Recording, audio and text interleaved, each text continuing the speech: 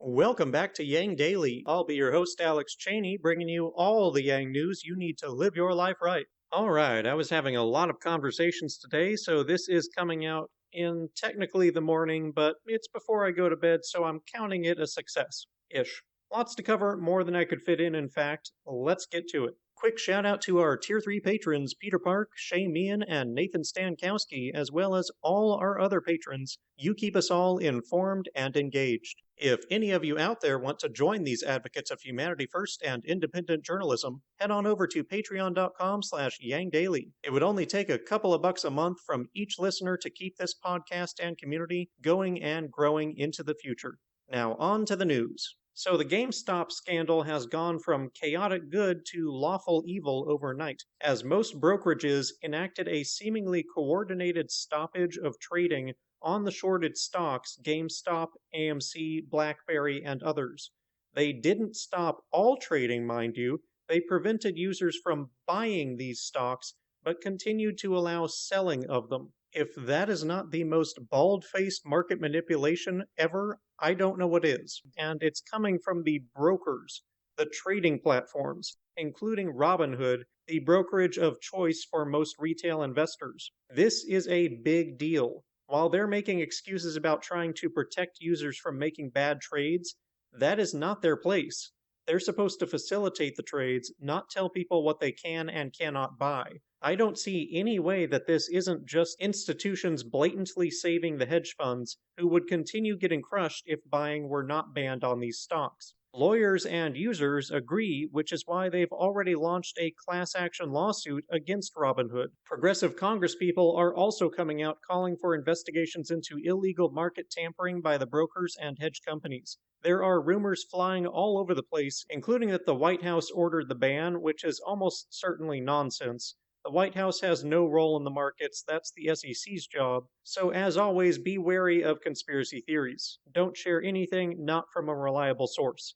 There are also rumors of a potential bailout for the hedge Melvin Capital, which lost big on their short position. I should mention that the way they were shorting is actually also illegal, as they were actually shorting more shares than existed of the company, though we won't get into how that works. All in all, I would say that this is almost certainly a conspiracy between trading giants and the brokerages. As usual, when the poor lose money, that's just how it goes. When the rich lose money, they get bailed out. I look forward to the results of the lawsuit and hopefully federal investigations.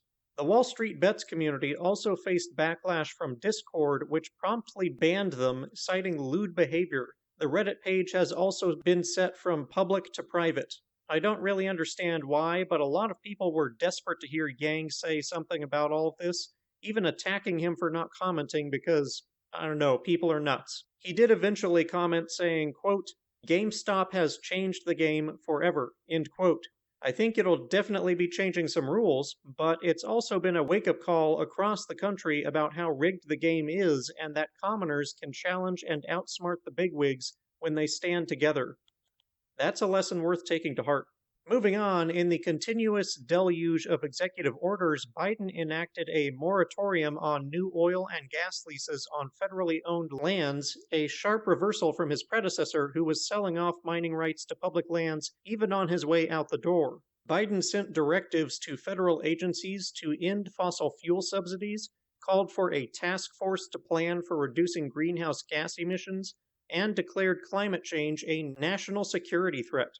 He directed his administration to protect 30% of federal land and coastal waters by 2030, and called for the creation of a civilian climate corps that will create new jobs to restore forests, improve recreation on public lands, and address effects of climate change. Still other orders gave priority to the needs of people in communities plagued by industrial pollution, and because it now has to be said, directed agencies to make decisions based on scientific evidence and data.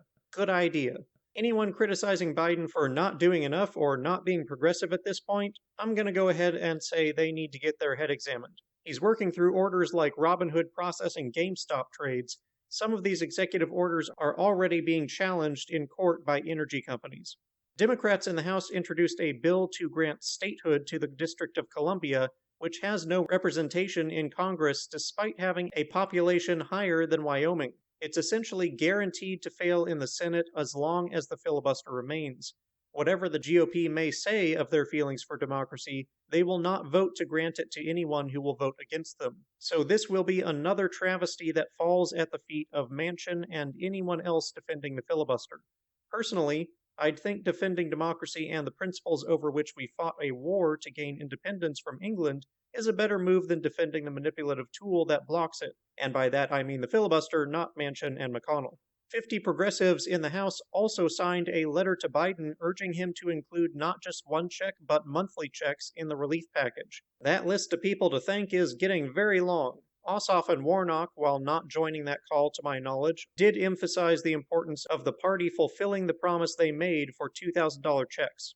And the march of good news for the progressive agenda marches on as a recent study based on data from 812 counties within 23 U.S. states, which allowed legal cannabis dispensaries, finds a strong correlation between those dispensaries and a drop in local opioid-related mortality rates, suggesting that weed is indeed used as an alternative pain medication that can save lives. 1 or 2 medical or recreational dispensaries in a county was associated with an estimated 17% reduction in opioid mortality, while a third dispensary showed a further 8.5% drop. Pretty compelling.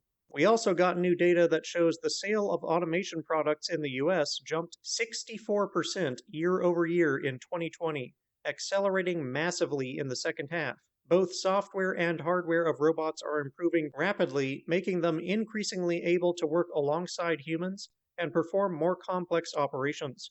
Automation is advancing. So too must our economic policy. UBI will decide whether the robots are liberators or scabs. Scott announced today that his fiancée spent 10 days in the hospital after contracting COVID and is continuing to suffer significant symptoms beyond the 2-week period. She appears to be one of the unfortunate many who will be affected by the virus for an indeterminate length of time. Very sad. They do not deserve this. Scott emphasized that COVID is not like the flu. I've been hearing from some doctors that zinc and quercetin may play a big role in defeating COVID, but I haven't had time to vet that information. I hope that they will look into it and that it turns out to be useful. In happier news, UBI Lab announced that Preston Council just became the latest in the UK to pass a motion backing UBI. One by one, they getting it done. Excellent work, team. Finally, I ironically and shamefully forgot to mention Holocaust Remembrance Day on Monday, though I do feel we spend a lot of time remembering what happened in Nazi Germany on this podcast, considering how tragically relevant it has become to the here and now. As we think of those who were lost, I want to emphasize that the best way we can honor the victims is by learning a lesson from that savagery and doing all we can to prevent anything like it from happening again. That has certainly become a part of my mission, and I hope yours as well. Given our progress as a movement so far, I believe we can make the difference. We must. And that'll do it for today's Yang Daily. Give some love to UBI Lab and the progressives pushing for monthly checks. Double down on Manchin and Sinema. Bookmark and share the weed study and automation data. Flood Congress with calls, tweets, faxes, and letters using the ResistBot or Income Movement Easy Contacts below. If you need help, consult Humanity Forward, the Income Movement Aid Database, the Mission Asset Fund, or United Way, and don't forget to Yang Daily.